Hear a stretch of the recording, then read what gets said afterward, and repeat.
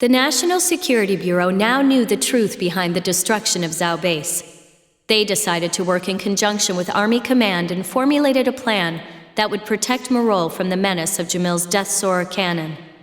Army Command decided that Major Leon Faulkner should be the one to devise and to execute this plan. Leon Faulkner, the war hero? More like Leon Faulkner, the warmonger. Wasn't he forced to resign from the Ministry of Defense? Faulkner's plan consisted of a small-scale tactical operation which he codenamed Dancing Ladybird. The operation was approved and formally announced to the Council by the head of the Bureau of National Safety, Ted Rupert, Secretary of Defense Victor Rodriguez, and Secretary General Richard Alexander.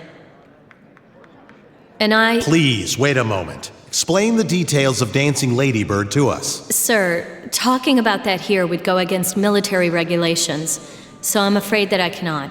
Article 34, Section 2 of the National Security Act and Article 14 of the Council Articles apply here, both of which supersede military regulations. So please explain the operation, Staff Sergeant. As I said, I cannot speak about the details of the plan to the Council.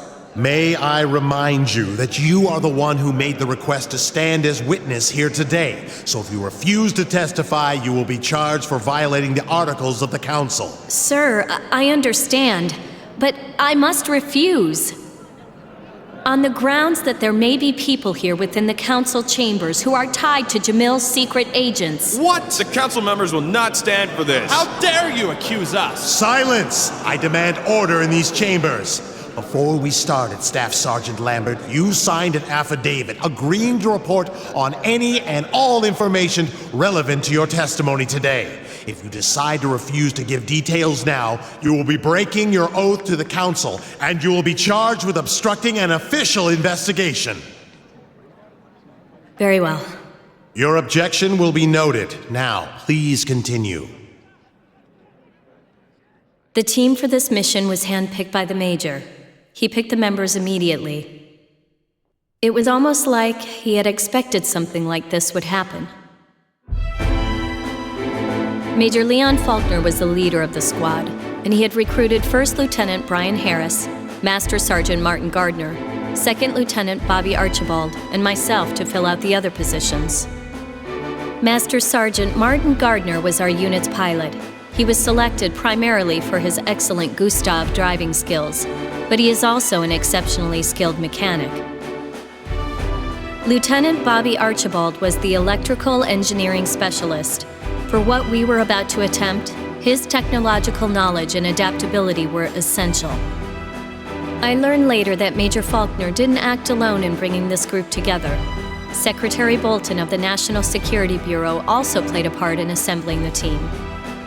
Secretary Bolton and the Major were apparently longtime acquaintances of all these men. As the lone outsider, I was added to the group for my knowledge of Jamil and my knowledge of the cannon. The squad's mission objectives were based on the detailed information of the Death Soarer cannon that I alone was able to provide. As I explained earlier, the Death Soarer cannon is both a long and short-range weapon. Its combat effectiveness is increased by the fact that it doesn't take much time for the cannon to switch between the two firing modes. Thus, we couldn't directly attack it with a small squad of Zoids or aircraft, so Faulkner created the squad Katana to be a commando unit. Planting explosives inside the cannon wouldn't be enough. It would only destroy the controls, which could be rebuilt.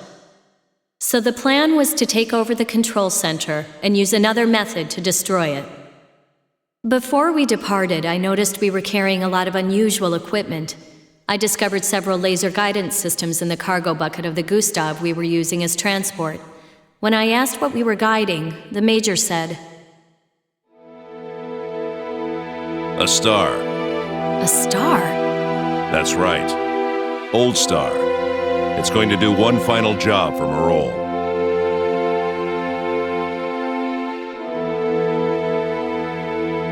In order to make sure the enemy did not detect our squad's infiltration of Jamil, we required an effective diversion.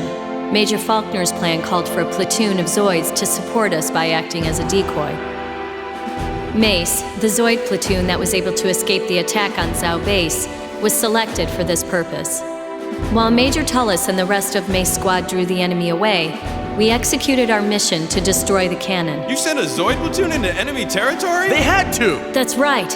We needed to destroy that cannon. You saw what happened to Zhao Base. You invaded Jamil? You dirty warmongers! Why do you people view stopping future acts of aggression as an act of aggression? In order to shift the normalization talks in their favor, Jamil used the Death Sword cannon to browbeat us. They attacked and killed 1,043 soldiers in cold blood. There were civilian casualties as well. Isn't it the job of the Morolian government to protect our people? She's right. Jamil fired on us. We had to destroy that cannon. You can't just invade Jamil every time we have an industrial accident. There's no proof of this so-called weapon. You fools are just trying to cover up your mistakes. Silence! Silence! Stop these unsanctioned outbursts at once. Staff Sergeant, please continue your testimony. Yes, sir. As I was saying, our commando unit was named Katana, and the Zoid platoon was Mace. Our teams were to work together to successfully carry out Operation Dancing Ladybird. Because Mace was our decoy, Tullis' squad went in first. Their job was to cross the border, take out a signal antenna, and wait for an enemy response. Mace would then dispatch the Jamilian Zoids, retreat, and double back into Jamil.